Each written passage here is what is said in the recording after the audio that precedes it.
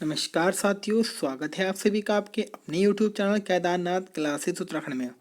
आज फिर आया हूँ आपके समक्ष। इससे पहले हमने एक सीरीज चलाई थी जो 1 लाइन क्वेश्चंस की थी और उसमें अच्छे अच्छे क्वेश्चन मैंने लिखे थे। उसका दूसरा पार्ट होने वाला है। पहले पार्ट में हमने 50 क्वेश्चनों को सोल्व किया था। अगर आपने अभी तक उस वीडियो को नहीं देखा है तो प्लीज़ पहले उस वीडियो को देख लें। उस वीडियो का लिंक आपको डिस्क्रिप्शन में मिल जाएगा। जैसा कि आपको पता है, प्रदेश में BDO, BPDO, RO और आपके क्लर्क 751 और प्रवक्ता की जो प्रारंभिक परीक्षा है, उन परीक्षा में उत्तराखंड की एक बहुत ही महत्वपूर्ण भूमिका रहने वाली है। तो इसी के लिए हमने उत्तराखंड के सीरीज चला रखी है, जिसमें हम लगभग 1000 महत्वपूर्ण क्वेश्चनों को आपके सामने रखेंगे। तो आप लगातार रेगुलर हमारी वीडियो को देखते रहें। जैसे कि मैंने खुद से एक आइडिया लगाया है कि जैसे मान लो अगर हम डेली 20 क्वेश्चन को अच्छे क्वेश्चन हम कलेक्ट करते हैं तो हम एक माह में लगभग 600 क्वेश्चन कलेक्ट कर सकते हैं। और लगभग अभी 4 से 5 महीने, कम से कम 5 महीने वीडियो एग्ज़ाम में तो हम लगभग 3000 क्वेश्चनों को कलेक्ट कर लेंगे उत्तराखंड के। तो 3000 में से कुछ क्वेश्चन तो आपका जरूर ही एग्जाम में आएंगे, इतना तो श्योरली पक्का है। अब कुछ ये बोलेंगे कि सर 3000 क्वेश्चन याद कैसे करेंगे? तो भाई, अगर आपको वीडियो की तैयारी करनी है और आपको वीडियो बनना है तो इतना तो करना ही पड़ेगा। अब एक सबसे बड़ी चिंता टेंशन रहती है कि हम याद तो कर रहे थे लेकिन उसे हम भूल जाते हैं। तो आपको निरंतर प्रयास या रिविजन करते रहना है। जो आपके पहले, जैसे मैंने पहला पार्ट कराया, उसे पढ़ें लगातार 3 से 4 दिन पढ़ें, फिर उसके बाद छोड़ दें, फिर 8-10 दिन के बाद फिर से पढ़ें। और ऐसे आप करेंगे तो सारे ही क्वेश्चन आपको अच्छे तरीके से याद हो जाएंगे। अगर आप पहली बार हमारे चैनल पर आएँ तो हमारे चैनल को सब्सक्राइब कर लें और साथ ही साथ बेल आइकन को प्रेस कर दें, जिससे कि हम कोई भी वीडियो अपलोड करें उसकी जानकारी आप तक सबसे पहले पहुँच जाए। साथ ही साथ हमने उत्तराखंड का इसमें इतिहास चला रखा है, जो जिसका रिस्पॉन्स काफ़ी अच्छा मिल रहा है। बहुत ही छात्रों के अच्छे अच्छे कमेंट्स आते हैं कि सर आप बहुत अच्छे स्तर का पढ़ा रहे हैं। तो अगर आपने अभी तक उस हमारे इतिहास को नहीं देखा है तो आप प्लीज़ प्लेलिस्ट में जाए। वहाँ पर आपको उत्तराखंड के इतिहास के नाम से प्लेलिस्ट मिलेगी। उसमें हमने उत्तराखंड के इतिहास को पढ़ा रखा है, जिसमें हमने कुषाण वंश तक कंप्लीट कर दिया है। तो अगर आपने नहीं देखा तो देख ले। साथ ही साथ आप हमारे व्हाट्सएप ग्रुप, साथ ही साथ टेलीग्राम ग्रुप से भी ज्वाइन हो जाए, क्योंकि उसमें हम महत्वपूर्ण जानकारियाँ लगातार देते रहते हैं। तो चलिएगा, शुरुआत करते हैं अपने उत्तराखंड 1 लाइन प्रश्नों की सीरीज 2 को। पहला पार्ट हो चुका है जिसमें 50 क्वेश्चन थे। आज की वीडियो में 20 क्वेश्चन आने वाले हैं। साथ ही साथ मैं आपको एक्स्ट्रा फैक्ट भी बताऊँगा, उन्हें भी आप साथ ही साथ देखते चलें। क्वेश्चन नंबर हमारा 51 है। इससे पहले 50 हो चुके हैं कि गुमानी पंथ की रचनाएं किस काल के अंतर्गत आती थी? तो गुमानी पंथ की रचनाएं आपके आदिकाल के अंतर्गत आती थी। जैसा कि आपको पता है, गुमानी पंथ एक कवि रहे हैं और ये काशीपुर के एक नरेश थे, राजा गुमान सिंह जी, उनके राजकवि के तौर पर इन्होंने कार्य किया है। और जॉर्ज ग्रियर्सन का आपने नाम सुना होगा। जॉर्ज ग्रियर्सन ने इन्हें कुमाऊँ का प्रथम कवि भी कहकर पुकारा है। कुमाऊनी के साथ साथ ये हिंदी, संस्कृत और नेपाली भाषा के भी एक बहुत अच्छे कवि रहे हैं और इन्हें लोकरत्न के नाम से भी जाना जाता है। लोकरत्न पंत के नाम से भी इन्हें जाना गया। काशीपुर में ये कवि रहे हैं राजा गुमान सिंह के यहाँ पर। कुछ का कहना यह है कि इसी कारण इनका नाम गुमान सिंह पड़ा। और कुछ जगह पर लिखा मिलता है कि इनके जो पिताजी थे, यानी कि गुमानी पंत जी के, वो इन्हें प्यार से गुमान कहकर बुलाते थे। तो चलिएगा, ऐसे तो कुछ नहीं मालूम करेगा, लेकिन इनका उपनाम आ सकता है जैसे लोकरत्न जी या गुमान जी। क्वेश्चन नंबर 52 है, राजा सुदर्शन शाह की मृत्यु कब हुई थी? तो राजा सुदर्शन शाह की हम बात करें तो इनकी मृत्यु 6 जून 1859 को हुई थी।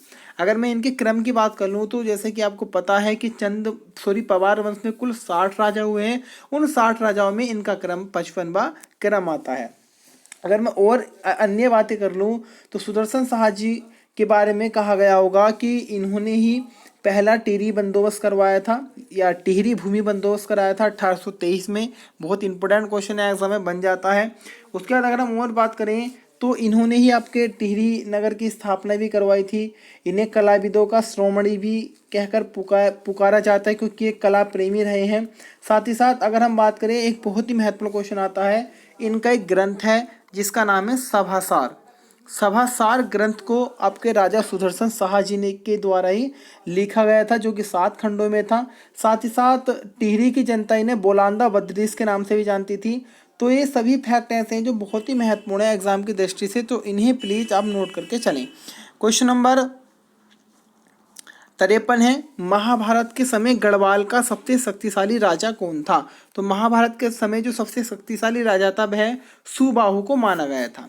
अब मैं अगर महाभारत की बात कर लूँ तो साथियों भारत का सबसे बड़ा ये ग्रंथ या महाकाव्य माना गया है।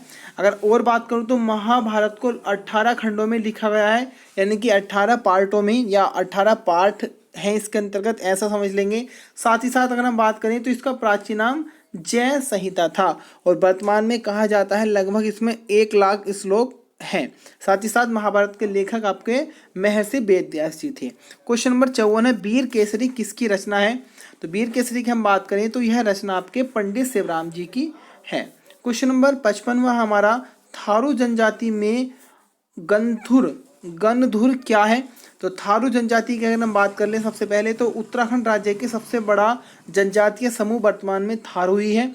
इनकी सर्वाधिक जनसंख्या आपके उधम सिंह नगर में मिलेगी। साथ ही साथ जनजाति की भी अगर मैं बात कर लूँ कि सर्वाधिक जनजातियाँ उत्तराखंड के किस जिले में है तो उधम सिंह नगर में आएगी। प्रतिशत के मामले में भी मालूम कर लूँ तो प्रतिशत के मामले में भी प्रदेश में सर्वाधिक जनजाति आपके उधम सिंह नगर में देखने को मिलेगी।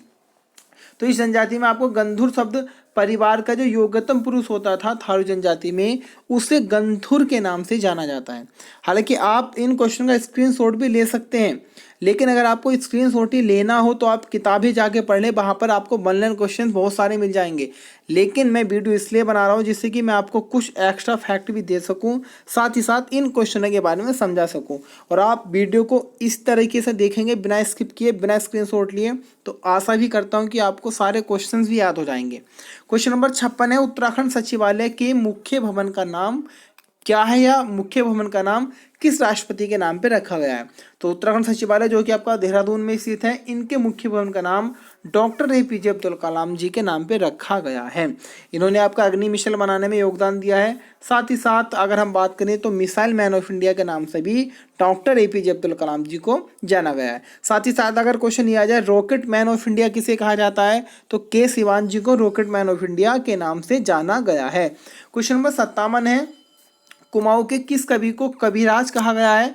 तो आपके गंगा दत्त उप्रेती को कुमाऊं के कविराज के नाम से जाना गया है। तो बहुत अच्छा क्वेश्चन है।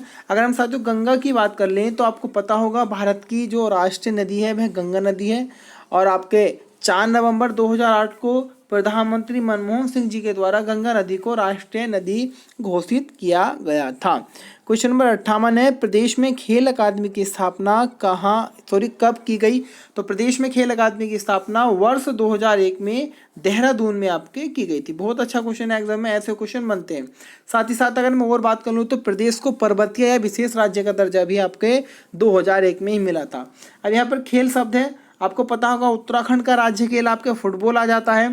साथ ही साथ में बात कर लूँ तो 29 अगस्त को आपका खेल दिवस हम मनाते हैं, यानी कि राष्ट्रीय खेल दिवस आपका 29 अगस्त है और आपके मेजर ध्यानचंद की याद में इसे मनाया जाता है। क्वेश्चन नंबर 59 है, कौन पवार शासक मोलाराम से चित्रकारी सीखने के लिए टिहरी से श्रीनगर आते थे? तो टिहरी नरेश प्रीतम शाह जी मोलाराम जो कि गढ़वाली चित्रकला के एक बहुत ही प्रसिद्ध चित्रकार रहे हैं, तो उनसे कला सीखने के लिए आपके टिहरी से श्रीनगर के लिए आते थे।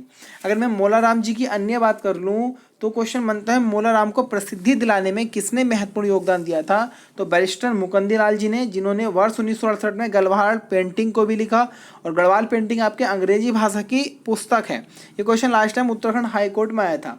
अगर मैं मोलाराम जी के बारे में और बात करूँ तो वर्ष 1743 में मोलाराम जी का जन्म श्रीनगर में हुआ था और मृत्यु इनकी 1833 में हुई थी।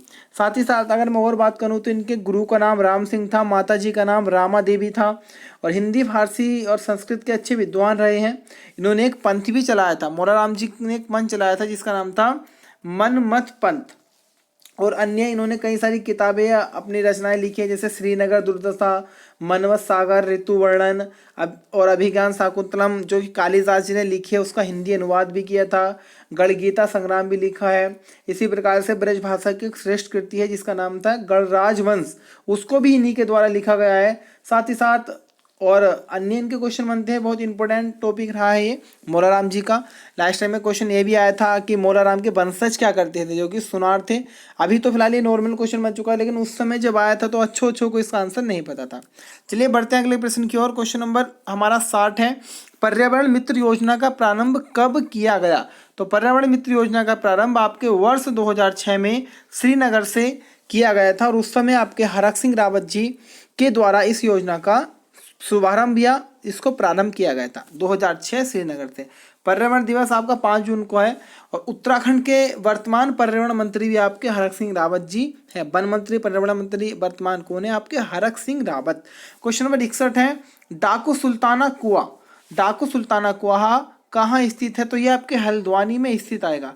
हल्द्वानी की मैं बात कर लूँ तो हल्द्वानी आपके नैनीताल में स्थित है, और राज्य का तीसरा सबसे बड़ा नगर है। और हल्दू के पेड़ों की अधिकता के कारण इसका नाम हल्द्वानी पड़ा, जो कि आपके गोला नदी पर स्थित है। नाहन श्रृंखलाएं भी यहीं पाई जाती हैं। सर्वाधिक कत्थे का उत्पादन भी हल्द्वानी में ही होता है। सुशीला तिवारी स्पोर्ट कॉलेज भी आपका हल्द्वानी में ही है। साथ साथ इंदिरा गांधी अंतर्राष्ट्रीय स्टेडियम भी आपका कहाँ पर आएगा? हल्द्वानी में ही आ जाता है। क्वेश्चन नंबर 62 है, और एक क्वेश्चन यहाँ से बनता है, पाताल तोड़ कुएं कहाँ पाए जाते हैं? इसका आंसर आपको कमेंट बॉक्स में बताना है। क्वेश्चन नंबर 62 है, मेसी साहू नामक बहादुर सेनापति किस चंद राजा के समय था? तो एक राजा हुए हैं उद्धोचंद, तो उद्धोचंद के समय में आपके मेसी साहू नामक बहादुर सेनापति था। उद्धोचंद की मैं बात कर लूँ तो तपस्या शासक या तपस्वी शासक के रूप में इन्हें जाना गया है। और डोटी आपको पता है, तो डोटी पर पहला आक्रमण किया था भारती चंद ने। उसके बाद में जो दूसरे चंद राजा हुए हैं डोटी पर अटैक करने वाले या आक्रमण करने वाले, वो उद्धोचंद जी ही हुए थे। क्वेश्चन नंबर 63 है, थारू में उरारी शब्द का अर्थ क्या होता है? तो थारू जनजाति में जो उरारी शब्द का अर्थ होता है वह तलाक से संबंधित है, यानी कि प्रश्न का आंसर होगा आपका तलाक से संबंधित है उरारी शब्द। क्वेश्चन नंबर 64 है, राज्य न्यायालय के वर्तमान मुख्य न्यायाधीश कौन है? तो उत्तराखंड का जो हाई कोर्ट है आपका, जो कि नैनीताल में स्थित है, इसके वर्तमान मुख्य न्यायाधीश रवि विजय कुमार मलिमथ जी हैं। रवि विजय कुमार मलिमथ जी है। इससे पहले रमेश रंगनाथन जी हट चुके हैं, और सबसे पहले जो आते हैं उत्तराखंड हाई कोर्ट के न्यायाधीश वे अशोक अभेंद्र देसाई जी आते हैं।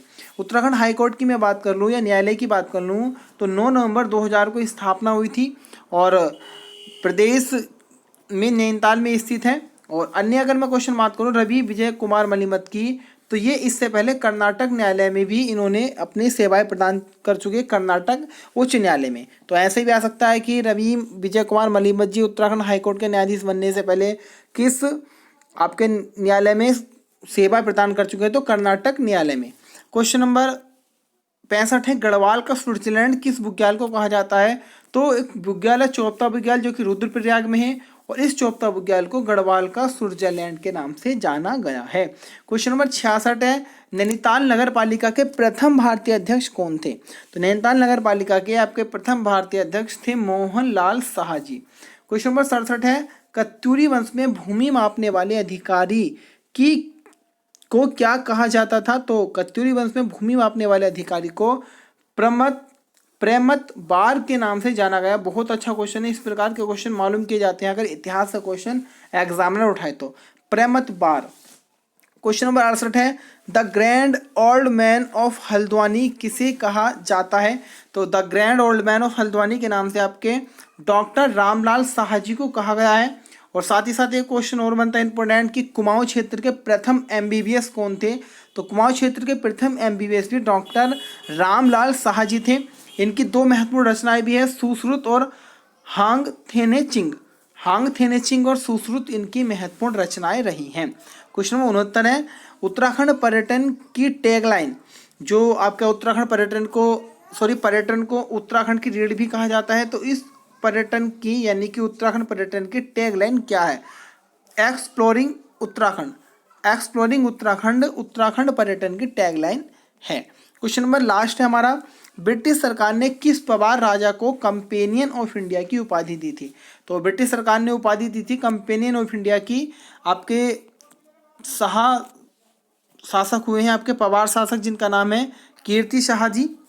इन्हें उपाधि 1898 में मिली है और इनका जो कार्यकाल रहा था 1886 से 1913 के मध्य रहा था। और एक मेयो कॉलेज आता है आपका अजमेर राजस्थान में, जिसकी स्थापना लॉर्ड मेयो ने की थी, वहाँ से इन्होंने शिक्षा प्राप्त की। साथ ही साथ कीर्ति साहा ने बहुत अच्छे अच्छे कार्य किए थे, उन कार्यों का वर्णन आपके सामने है। जैसे कि आपका प्रताप हाई स्कूल कॉलेज की स्थापना आपके कीर्ति साहा जी ने की थी। साथ ही साथ और हाँ, इसको क्वेश्चन अगर बन जाए कि प्रताप हाई स्कूल कॉलेज को इंटर कॉलेज किसने किया था, तो इनके अगले राजा नरेंद्र साहा जी ने इस हाई स्कूल कॉलेज को यानी कि प्रताप हाई स्कूल कॉलेज को प्रताप इंटर कॉलेज किया था। हिबेट संस्कृत पाठशाला की स्थापना भी कीर्ति साहा ने की। पहली बार बिजली की व्यवस्था टिहरी में कीर्ति साहा चलाए थे। कीर्तिनगर की स्थापना 1894 में ये भी कीर्ति साहा जी ने की थी। साथ ही साथ टिहरी प्रेस अगर आएगा, प्रताप प्रिंटिंग प्रेस की स्थापना किसने की थी, तो प्रताप साहा जी ने, जो इनके पिताजी थे। और टिहरी प्रेस अगर आ जाए तो किन्होंने की थी, आपके कीर्ति साहा जी ने। कुष्ठ आश्रम की स्थापना जो कि उत्तरकाशी में स्थित है, पहले उत्तरकाशी आपका टिहरी का ही भाग था, तो इसलिए उत्तरकाशी में कुष्ठ आश्रम की स्थापना कीर्ति साहा जी द्वारा की गई थी। लेकिन वर्तमान में ये कहाँ पर आ जाता है, उत्तरकाशी में। किसानों के लिए कृषि बैंक की स्थापना पहली बार टिहरी में किसने की थी, कीर्ति साहा जी ने। साथ ही साथ 1897 में टिहरी घंटाघर की स्थापना भी किसके द्वारा की गई थी, कीर्ति साहा जी के द्वारा, जो कि 110 मीटर का आपका आता है। तो कैसी लगी आपकी वीडियो, एक बार कमेंट्स करके जरूर बताएं। आप कमेंट्स करते हैं तो मुझे अच्छा लगता है। साथ ही साथ अपने साथियों में शेयर करना ना भूलें और हमसे जुड़ें और केदारनाथ परिवार को निरंतर बड़ा करते रहें। आज के लिए इतना ही, मिलेंगे कल फिर एक नई वीडियो के साथ। धन्यवाद।